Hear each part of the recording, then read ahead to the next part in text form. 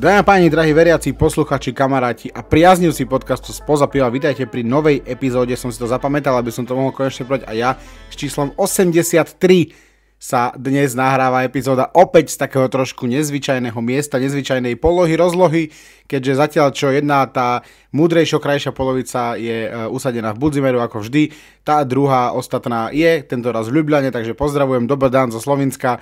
Poďme na to, dnešné témy budú samozrejme veľmi zaujímavé, keďže máme priestor rozoberať štvrťfinálové zápasy, tie, ktoré sme nestihli samozrejme, pretože tie, ktoré sa odohrali odkedy sa nahrávala posledná epizóda, ale aby som nejakým spôsobom netrepal len stále sám, tak dám samozrejme príležitosť čo to rieknúť aj môjmu sparring partnerovi poza mikrofónom. Samko, čau. Ahoj, čaute všetci, ktorí nás počúvate. No, ja väčšinou vždycky to na úvod hovorím presne to poradové číslo epizódy, takže teraz si mi to zobral.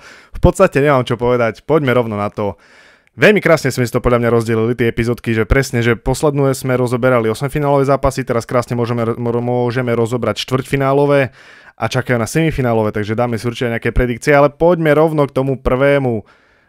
Prosím ťa, štvrťfinále, lebo zápas Španielsko-Nemecko, dva týmy, ktoré mali oba postúpiť, mali oba vyhrať, mali ísť ďalej, tak Nemci idú domov, nemajú to našťastie veľmi ďaleko, ale idú domov. No jasné, ja som si povedal, že keď budem na dovolenke s mojou drahou polovičkou, ktorá zase nie je tak futbalovo ladená a nechcel som zbytočne naťahovať čas takouto aktivitou, tak napriek tomu som už nejak tak od pondelka pripravoval, že v piatok sa hrá taký zápas, že to je jedno, že to je keby hrali, hrajú Nemci, ale keby že nehrali, ja som so Španielmi, ale že im sa tak obidvom darí celý turnaj a že to je tak geniálne a súhra, že to je vlastne predčasné finále už vo štvrťfinále a nejakým spôsobom som to marketingovo prehovorácky zlomil a moja babara bola samozrejme veľmi ochotná tento zažitok poňať so mnou s telefónom v ruke, ale samozrejme bolo to všetko v všetkej počestnosti, takže sme si zasadli ku jednému takému peknému baru a stolčeku v meste Rovín a nechali sme sa unášať tou hrou, čakali sme na to, čo to bude, ja som teda čakal veľmi zaujímavý zápas, okolo mňa sedeli to bolo dosť divné, že ty nevieš, komu tí ľudia fandili, lebo najprv sa nedialo nič zaujímavé, čiže nevieš, či fandia Španielsku, či fandia Nemecku, že sa bojíš trošku kričať, nevieš čo, ale väčšina to boli nejakí dovolenkári, Rakúšaci, Nemci, takže asi fandili, predpokladom, že Nemcom tak ako ja. No a ja som veľmi sklamaný bol, lebo hrali fakt super, ako za mňa musím povedať, že to bol naozaj jeden výborný zápas, dokonca Španieli mali fakt o čosi vyššie tempo. Tá hra im vychádzala lepšie aj v nejakej medzihre, aj tie rozohrávky, aj šance. Dani Olmo vystrelal Pedriho, veľa ľudí lamalo hlavou, že to je koniec pre Španielov. Práve naopak, Dani Olmo bol práve ten, ktorý naozaj stál za tými gólmi a bol veľkým prínosom k tomu postupu.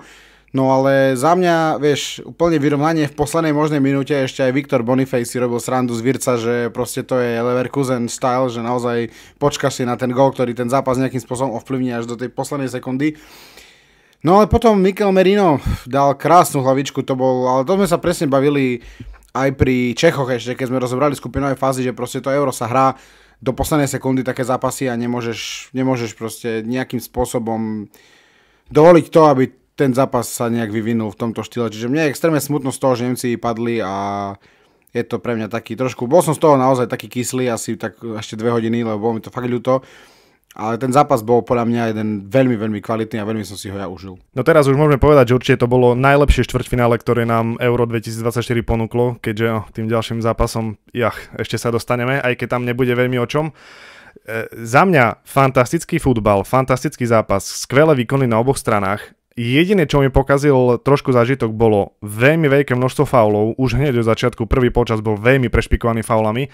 Ale nielen to, ale hlavne Anthony Taylor, hlavný rozhodca, tam bol viac viditeľný, než by mal. Proste za mňa je rozhodca ten, ktorý nemá byť ústrednou postavou v zápase a on sa s ňou snažil byť 15 žltých kariet, 1 červená. Normálne až ma striasalo v niektorých momentoch a ako nám písal Domino Holec, čau, pozdravujeme, že anglickí rozhodcovia by nemali pískať ani karling, takže s týmto názorom sa veľmi stotožňujem, ale poďme ešte presne k tomu úvodu zápasu, ktorý sa aj spomenul, zákrok Krosa na Pedriho.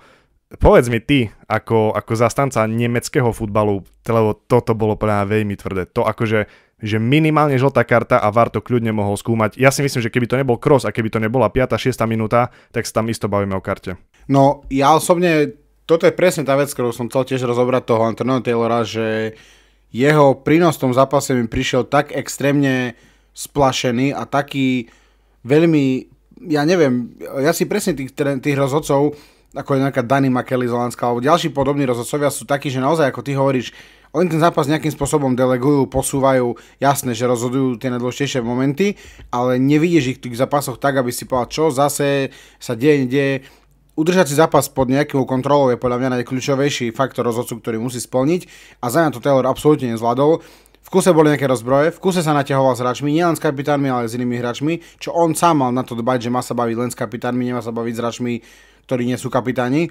A jeho prínos v tom zápase podľa mňa pokazil ten futbal, pretože presne tak, Kroosov šľapak na Pedriho alebo Kroosov zákrok bol na 100% za mňa karty hodný, určite, pretože ak to nespravil Taylor, čo nespravil, tak presne tak sa viezol potom celý zápas, že toto som odpustil v úvode, tak teraz budem každú jednu polohovadinu pískať a dávať za to karty, pretože som odpustil kvázi likvidačný faul. Ja som bol veľmi prekvapený, pretože Kroos sa nejaví takýmto štýlom, vieme, že radšej tú nohu sťahuje, lebo si počká, alebo vie, že ako, čo dokáže a čo nevie, to je skúsený harcovník, už teda legenda bývala, už teda akože v dôchodku.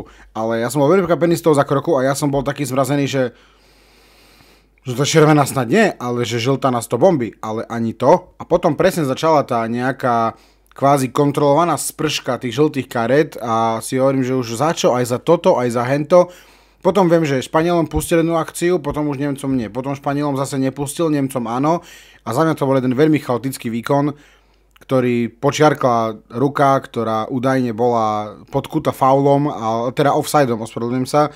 Za mňa je to každopádne niečo, čo malo byť posudzované a posúdené a hralo sa ďalej, takže to je katastrofa rozoberať. No, ale dobre, že si to začal, lebo no ešte možno k tomu Taylorovi. Podľa mňa, alebo aj ako by to malo byť, na začiatku zápasu si rozhodca musí určiť nejaký meter, podľa ktorého bude vlastne pískať každý alebo väčšinu zákrokov celý zápas. No a on podľa mňa si presne ten meter nastavil veľmi zle a potom tak, ako si povedal, pískal jedno tak, druhé tak, nemal to vôbec nastavené správne.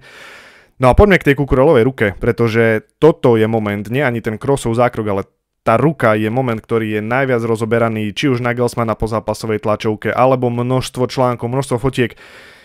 Ten offside, nám aj viacero ľudí písalo, že ale veď sa neposudzovala ruka, pretože bol offside predtým.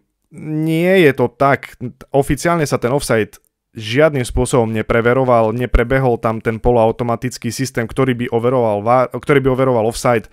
Ide tam naozaj o to, že tá ruka bola podľa subjektívneho názoru rozhodcu v prirodzenej polohe, pretože ak som to teda správne pochopil, po tom, čo ho trafila ruka, tak ruka išla smerom dozadu a k telu, čiže sa snažil lopte vyhnúť. Povedz mi, že po takejto strele, ako ti môže ísť ruka nejak oproti lopte alebo niečo podobné.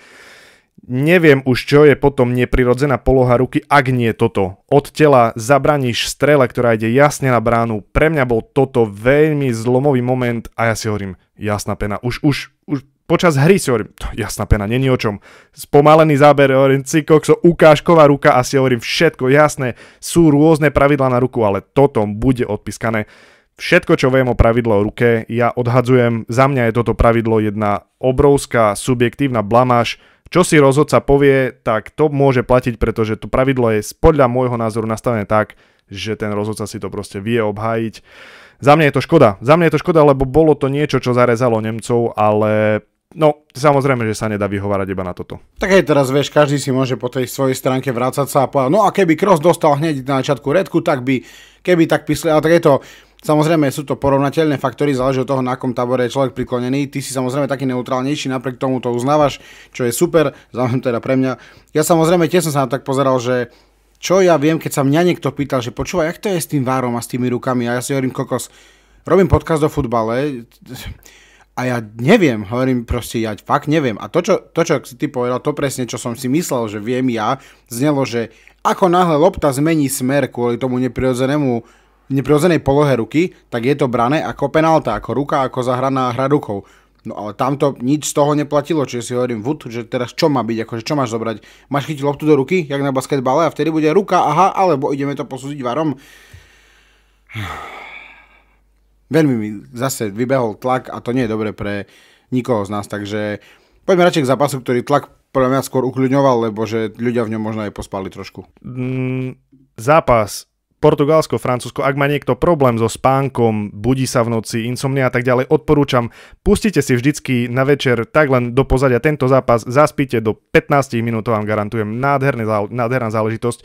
Ja by som chcel, možno už je neskoro, ale urobiť nejakú online petíciu, prosím, vráťme Nemecko do turnaja a Francúzsko pošlime tam, kde patrí s tými ich výkonmi, ktoré akože Španielsko, Nemecko, prosím, nech idú naspäť. Portugalsko, Francúzsko, nech idú obaja domov.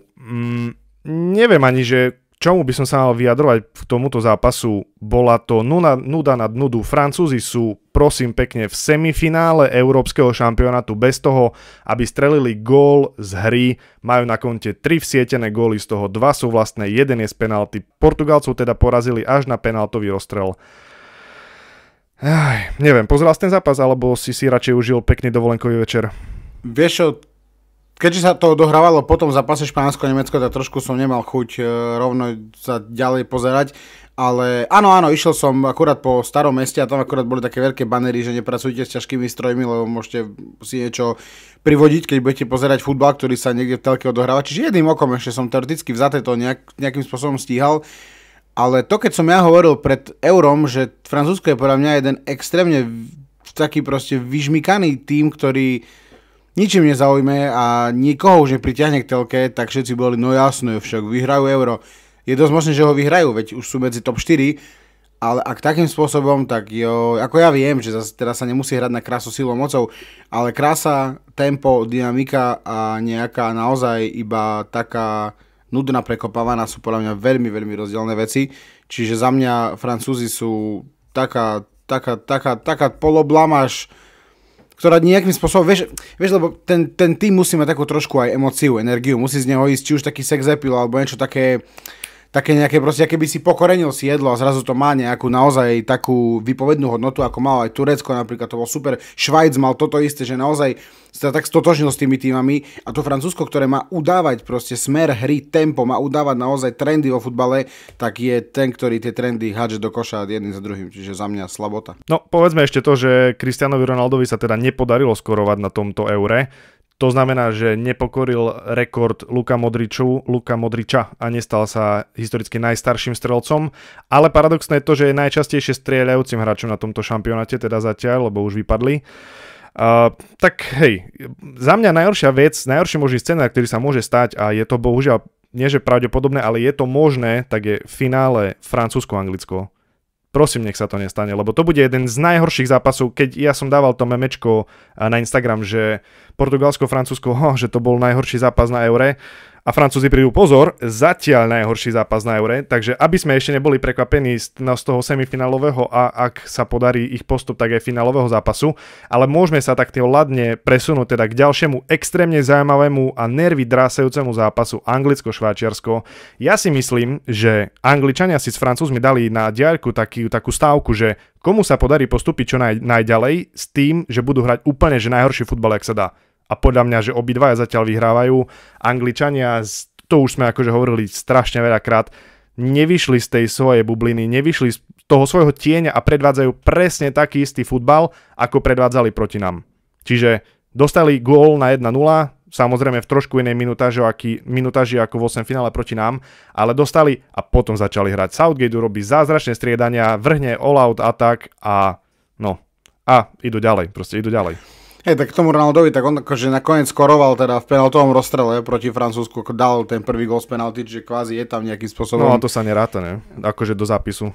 Myslím, že nie, myslím, že nie, neviem to, asi nie. No, hej, každopádne Anglicko-Švajčiarsko som ja nejak tak spôsobom skipol, jedným okom sledoval, lebo hovorím si, že Švajčiarsko ma nejakým spôsobom zaujímalo, ale Anglicko žiadnym. Absolútne ma ten tým nezaujíma. Bellingham samozrejme vyviazol s nejakou pokutou, ktorú si on vyťahne bežne zo zadného vrecka teplákov, ktoré nosí po dome medzi sviatkami a za mňa to je... Nie je to správne chovanie, lebo samozrejme vyhráva nejaká marketingová, nejaká taká hybná sila toho futbalu už sa nestotožňuje s tými hodnotami, ktoré by možno mala, takže mňa Angličania absolútne nezaujímajú, je to pre mňa tiež tým, ktorý nemá tvar, proste sú to také kamenné tváre, všetko mená na zozname, nejaké striedania, nejaké pokusy stále o zmenu hry, tak jak na FIFA, keď máš 15 rokov, že dáš 3-4 naraz dopredu, lebo musí uvedomiť, že tak asi musím dať gól, ak chcem vyhrať, ak ten super už gól dal. Takže Angličania samozrejme sú ďalej Švajčarov, nám je ľúto, úprimne obidvaja sme v nich nejak tak verili, stále sme ich posúvali, dostali sa až do štvrťfinále, podľa mňa skvelý výkon vzhľadom na ich možno nejaké očakávania a určite viacerí hráči z toho kadru budú aj v lete zaujímavými prestupovými artiklami. Spoza piva vzniká aj vďaka nášmu partnerovi, pracovnej agentúre Areon, ktorá prináša ľuďom príležitosti uplatniť sa v Nemecku v prestížnych spoločnostiach, a to aj bez znalosti cudzieho jazyka. Čo sa zaujímalo mňa ešte viac, bolo Holandsko-Turecko, teda posledné štvrťfinále, ktoré sa hralo ešte včera. Tak za mňa to bol veľmi, veľmi dobrý zápas, aj keď Turci ho vyhrávali, tak Holanďania naozaj dospeli k senzačnej otočke, lebo bol to fakt zápas, ktorý bol napätý. Ja som pozeral celý zápas, keď hralo v 8 finále Turecko, a bolo to naozaj veľmi, veľmi, veľmi zaujímavé sledovať, ako obetavo hrajú, zároveň ako kvalitu do toho dávajú a že s akým kľudom dokázali riešiť rôzne situácie, čiže tiež super výkon, Turecko klobúk dole, bol to naozaj čierny kôň, ako sa potvrdilo, aj keď teda vyrazili Rakúšanov, čo teda nebolo extrémne ľúto, lebo to boli také týmy, ktorým som obidva nejakým spôsobom fandil. Čiže je to tak nejakým spôsobom, máme uzavretú semifinálovú štvoricu a môžeš ešte niečo povedať, keď chceš k tomu zápasu zo včera. Ďakujem, ty si veľmi zlatý, už som myslel, že mi aj nedáš priestor. Zápas dobrý, ako ja som si presne aj tak nejak myslel, že dve tie štvrťfinále budú zaujímavejšie, dve budú menej. A je mi samozrejme ľúto Turkov, pretože neboli horším tímom a v podstate, keď si zoberieš, že Holanďanom stačilo 6 minút na to, aby otočili stav, tak je to, na to, akou hrou sa javili Turci, tak je to pomerne kruté to, ako skončili. Ale opäť, akože Cody Gakpo, i keď ten druhý gól bol teda nakoniec daný ako vlastný, ale má na ňom obrovskú zásluhu Cody Gakpo. Opäť, prišiel tam Weghorst, urobil tam niekoľko dobrých šancí, čiže Holanďania nehrali celý zápas tak, ako by mali, ale stačilo im zapnúť naozaj v tom druhom polčase, využili šance, ktoré mali, no a poslali nakoniec Turkov domov. Čiže tak, ako si povedal, máme semifinálové dvojice, nastúpi teda Španielsko proti Francúzsku a nastúpi Holandsko proti Anglicku. Poďme si teda dať nejaké tipy na to, že kto nakoniec pôjde do finále. No, z týchto akože dvojíc za mňa akože absolútne top favoritovo Holandsko a Španielsko. Ja si viem to finále predstaviť, veľmi ma to bavilo pozerať. Mám zlý pocit, že tak nebude, ale táto Euro mi pomerne dobre vychádzali všetky predikcie, musím sa tak sám pochváliť na oficiálnej nôte, že to, čo som hovoril, sa teoreticky za to nejako potvrdzovalo, čiže za mňa Španielsko, Holandsko. Španielsko úplne vážne a Holandsko, verím, to je skôr taká túžba, prosba, že mohli by teda vyhrať za mňa. A ty? No, ak existuje nejaký futbalový boh, tak Španieli musia postúpiť do finále, pretože neverím, že Francúzi s tou hrou, ktorú predvádzajú a hlavne s tou neefektivitou, ktorá tam je na ich strane, že by postúpili ďalej, ale čo sa môže stať, je to, že presne teraz sa nejak zlomia a proste nasúkajú tam tie goly. Nechce sa mi tomu veriť veľmi, takže za mňa z dvojičky Francúzsko-Španielsko sú tiež favoriti na postup Španieli a ja ti garantujem, že Angličania pôjdu ďalej. Normálne oni to ukopú, zasa to bude nudný prvý polčas 0-0, potom v druhom polčase dostanú gól, zasa sa to rozbehne, vôbec by som nebol prekvapený, ak by to znova išlo do predĺženia, možno do penaltového rozstrelu. Tým, že Angličania si už odomkli to svoje nešťastie v penaltovom rozstrele, tak chápeš, oni už pôjdu aj potom a je to presne spôsob, ktorý ťa môže na takomto turnaji dostať až do finále. Takže ja hovorím, že finále bude Španielsko-Anglicko a ja pevne verím tomu, že tie semifinále budú zaujímavé, že naozaj, aj keď tam sú tí Francúzi a Angličania, ktorí nehrajú atraktívny futbal a naozaj bolia z toho oči a kedy mám chuť Savosi nakvapkať na miesto Vizinu večer, tak to verím tomu, že to semifinále a hlavne to Španielsko a Holandsko potiahnu tých súperov a že to bude atraktívny futbal. No, ja sa na to teším veľmi, verím, že sa dostanem obrazom k obidvom z nich, aby som si naozaj užil ten semifinálový pocit, keď Francúzov pošlu Španieli domov. Veľmi sa na to teším, verím, že sa to aj udeje, keďže mi už moji Nemci padli, tak naozaj moja nejaká pozornosť bude putovať smerom k Holandsku a k Španielsku už ako taký menej zaujatý, ale zároveň polozaujatý fan. No a odo mňa ešte na záver v rámci oznamov ako ponedeľnej svätej omši ostáva, že chcem veľmi pekne poďakovať všetkým, ktorí naše epizódy počúvajú, vrátane pani Saparovej, ktorá dokonca zanechala komentár pod našou fotkou, ktorá oznamuje teda epizódu, kde sme ako inak počas Eura rozoberali slovenských komentátorov a ich kiksy, trixy. Takže veci, ktoré sme tam vyjasnili, sme si dúfam úplne jasne vyjasnili v poriadku, v príjemnej atmosfére a v radosnej nálade. Takže ďakujeme všetkým vám, ktorí nás počúvate a verím, že sa ešte počas týždňa stretneme v rámci nejakej epizódky, aby sme teraz hodnotili tie semis, kým bude to vytúžené finále. No tak týždeň je dlhý a verím tomu, že si nejakú cez týždňovú epizódku strúhneme. Mňa tiež veľmi teší, ako náhle nám príde nejaký feedback, lebo feedbackov chodí pomerne dosť, ale hlavne takých, ktoré sú na základe toho, že si niekto prečíta nadpis. A tieto feedbacky ja veľmi akože neberiem do úvahy. Ale ak cítiš z toho názoru, že ten človek si aj vypočul to, čo si povedal, to proste berem všetkými 10, aj keď s nami ten človek nesúhlasí alebo nám niečo vyčíta. Ja si veľmi vážim, ak nás niekto počúva a ak nám dá aj nejakú spätnú väzbu, takže kľudne aj k tejto epizóde, ak máte čokoľvek povedať, náložte nám do komentárov, my to zvládneme, radi sa s vami pustíme aj do debatky, potom si to môžeme prebrať aj v nasledujúcej epizóde. Takže kamaráti, naplnil sme čas, ja sa veľmi teším na semifinálové zápasy, ktoré nám prinesie Euro. Bude to, verme tomu, že podívaná, ako sa patrí. No a opäť my sa vám prihlásime možno s nejakou takouto extra epizódou, ako sme už spomínali. Nezabudnite nám hodiť follow na Spotify, Apple Podcast, Google Podcast, ktoré už asi aj skončili, ale na ďalších platformách, kde nás počúvate, samozrejme na Instagram, kde vám hádžeme, myslím si, že celkom pekný obsah. Takže kamaráti, majte krásny deň, krásny týždeň a dovidenia, do počutia a na zdravie.